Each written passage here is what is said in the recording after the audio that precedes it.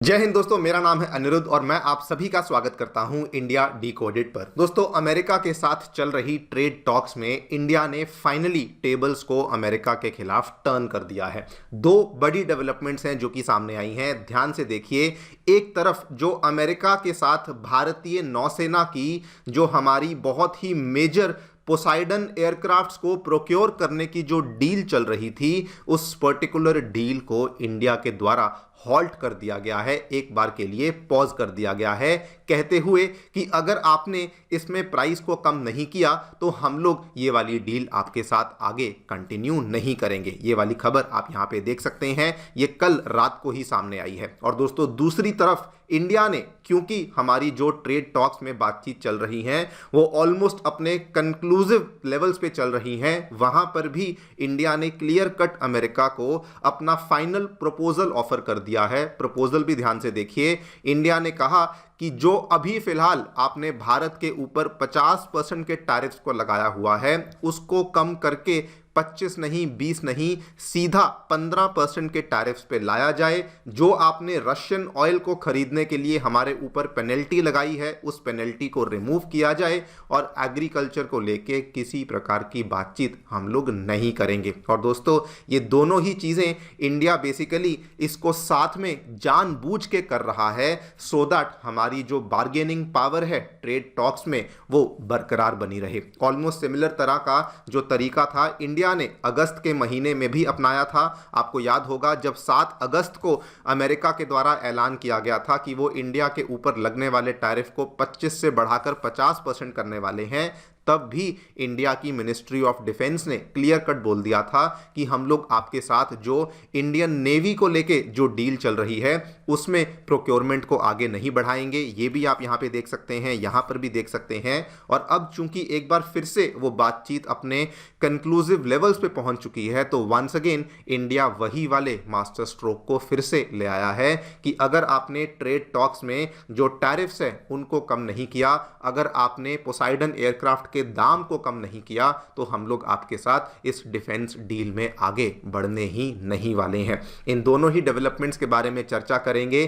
क्या थी ये डील, क्या था इसका बैकग्राउंड, एंड क्यों मैं कह रहा हूं कि ये इंडिया के द्वारा बहुत बड़ा मास्टर स्ट्रोक है, कैसे हम ऐसा करने से लेवरेज को गेन कर रहे हैं, बार्गेनिंग पावर को गेन कर रहे हैं, वो भी आपके साथ में शेयर करूंगा। आइए शुरू करते हैं मेरे साथ। मेरा नाम है अनिरुद्ध।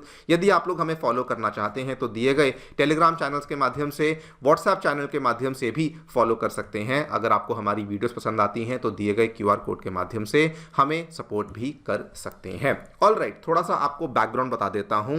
जो ये वाले एयरक्राफ्ट जिनकी बातचीत हो रही है, ये हमारी इंडियन नेवी के लिए प्रोक्योर किए जाते हैं। पहली बार इनका प्रोक्योरमेंट सन 2009 में किया गया था, जब इंडिया ने 8 पोसाइडन, जिनको P-8I एयरक्राफ्ट बोलते हैं, लगभग $2.25 बिलियन में प्रोक्योर किया था। उसके बाद 2016 में जब हमारी रिक्वायरमेंट बढ़ी तो हमने 4 और ऑर्डर कर दिए। टोटल हमारी फ्लीट में ये 12 के आसपास इसका नंबर पहुंच गया था। ये वाला एयरक्राफ्ट है जो कि इंडियन नेवी दोस्तों भारी मात्रा में, जो हमारा मेनली इंडियन ओशन का रीजन है, IOR जिसे कहते हैं, वहां पर बेसिकली सर्वेलेंस करने के लिए, रिकॉनेसेंस करने के लिए, इंटेलिजेंस गैदर करने के लिए इस एयरक्राफ्ट का भारी तरीके से इस्तेमाल होता है। इसके बारे में आपको बता दूं, ये बोइंग कंपनी बनाती है, अमेरिकन मैरीटाइम पेट्रोल एयरक्राफ्ट है, जिसको कि बोइंग के द्वारा ही मैन्युफैक्चर किया जाता है। It is one of the best aircrafts in the world, because ये एल्टीट्यूड्स की बात करें तो 41,000 फीट तक चला जाता है, 10 घंटे तक ये हवा में रहने की क्षमता रखता है।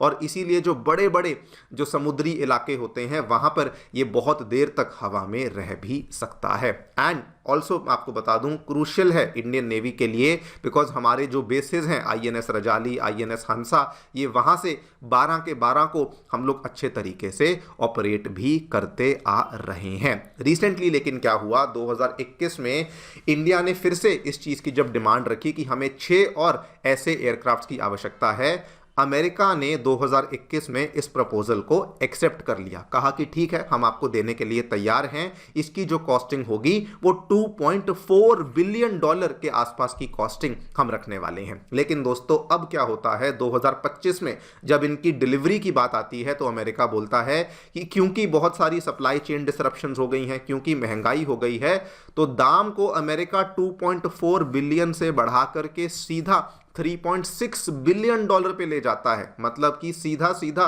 50% से दाम को बढ़ा देता है और इंडिया को बोलता है कि अगर आपको ये चाहिए तो भाई साहब ये वाला दाम है, अगर आप इसको दे सकते हो तभी हम आपको ये वाले एयरक्राफ्ट्स डिलीवर करेंगे। लेकिन इंडिया ने अब दिसंबर 2025 में क्या बोला कि अपनी प्राइसिंग को ठीक कर लो, अपने दाम को कम कर लो, अदरवाइज हम लोग आपसे ये वाले एयरक्राफ्ट्स को प्रोक्योर नहीं करेंगे। इंडिया ने क्लियर कट बोला है और ये दोनों चीज़ों को इंडिया ने साथ में ही बोला है कि एक तो आपने जो यहां पर ये प्राइसेस बढ़ाए हैं ये हमें जम नहीं रहे, और दूसरा जो आप हमारे साथ ट्रेड और टैरिफ की टेंशन्स को चला रहे हो ये भी हमें यहां पर जम नहीं रहा है। वैसे ये क्यों बहुत बड़ा मास्टर स्ट्रोक है उसके बारे में चर्चा करेंगे, लेकिन अमेरिका इसमें क्या कहता है। इंडिया के ही एक सीनियर ऑफिशियल ने यह बात कही है कि अमेरिका दाम कम करने के लिए तैयार नहीं है। उन्होंने साफ साफ बोला है कि दाम कम नहीं होगा बिकॉज सप्लाई चेन की डिफिकल्टीज यहां पर चल रही हैं। अब दोस्तों ये इंडिया के द्वारा प्ले किया गया बहुत बड़ा मास्टर स्ट्रोक क्यों है?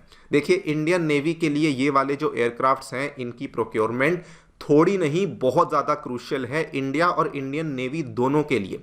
ये वाले जो एयरक्राफ्ट्स हैं ये हमारे लिए सर्वेलेंस गैप्स को भरते हैं एक ऐसे टाइम पर जब इंडियन ओशन रीजन में चाइना अपनी सबमरीन्स को बहुत ज़्यादा बढ़ा रहा है, चाइना अपनी शिप्स को बहुत ज़्यादा इंडियन ओशन रीजन में टाइम टू टाइम भेजता रहता है। और ये हमारे लिए बहुत क्रूशियल बन जाता है बिकॉज इंडियन ओशन रीजन में जितने भी वेसल्स घूम रहे होते हैं उनकी मात्रा डेली बेसिस पे बढ़ रही है, तो हमारे लिए इन चीज़ों का प्रोक्योरमेंट बहुत ज़्यादा ज़रूरी है। लेकिन अगर आप ध्यान से देखें तो इंडिया डिफेंस डील को लेवरेज बनाते हुए अपनी ट्रेड डील के लिए बार्गेनिंग कर रहा है। एक तरफ इंडिया इज सेइंग कि देखिए डिफेंस डील आपके साथ कैंसिल कर देंगे, आपको बहुत ज़्यादा नुकसान हो जाएगा अगर आपने हमारी ट्रेड डील में जो शर्तें हैं वो नहीं मानी, और दूसरी तरफ ये भी कह रहे हैं कि डिफेंस डील भी तभी करेंगे अगर आप प्राइस को हमारे हिसाब से कम करेंगे, अदरवाइज डिफेंस डील में भी आगे नहीं बढ़ेंगे। ट्रेड डील को लेकर भी आपको बता दूं 3 नई शर्तें जो इंडिया ने फाइनल प्रपोजल दे दिया है,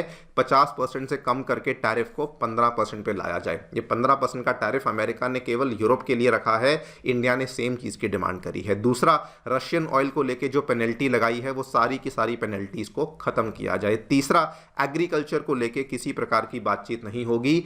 इंडिया ने डिक्लेयर कर दिया है हमारे फार्मर्स का इंटरेस्ट सर्वोपरि है, उसको लेकर हम लोग बातचीत करेंगे ही नहीं। यहां तक कि दोस्तों इस तरीके से इस मूव को प्ले किया जा रहा है, इंडिया ने इनडायरेक्टली ये बोल दिया है कि अगर आपसे हम लोग पोसाइडन एयरक्राफ्ट को नहीं लेंगे कोई बात नहीं, किसी और से ले लेंगे, इवन दो हमें रिक्वायरमेंट है, इवन दो हमारे पास बहुत ज़्यादा अभी सख्त रिक्वायरमेंट है, लेकिन आपसे नहीं तो डिफेंस की प्रोक्योरमेंट को डाइवर्सिफाई कर लेंगे। यहाँ पर देखिए इंडिया ने क्लियर कट बोला है अगर या तो डाइवर्सिफाई कर लेंगे या फिर घर पे बनाने की कोशिश कर लेंगे, लेकिन अगर आप लोग हमारी शर्तों को नहीं मानते हैं तो उस केस में हम लोग आपके साथ ये वाली डील में आगे नहीं बढ़ने वाले हैं। और आपको ये भी बता दूं बार्गेनिंग इस कदर चल रही है, इंडिया ने डील को कैंसिल नहीं किया बिकॉज अगर कैंसिल ही कर देंगे फिर ऑब्वियसली यूएसए का पलड़ा भारी हो जाएगा। लेकिन अभी हम लोग बार्गेन कर रहे हैं, कम ज़्यादा कर रहे हैं सो दैट अमेरिका भी लाइन पे आ सके, सो दैट अमेरिका भी यहाँ पर इंडिया की जो डिमांड्स हैं उनको पूरा कर सके। This is not the only step जो कि इंडिया बार्गेनिंग के लिए कर रहा है। अगर आप पिछले 5-6 महीनों की गतिविधियों को देख रहे होंगे, स्पेसिफिकली ट्रेड के रूप से इंडिया ने अमेरिका को इग्नोर करते हुए बाकी कई सारी कंट्रीज के साथ अपनी ट्रेड डील्स को कंक्लूड कर लिया है।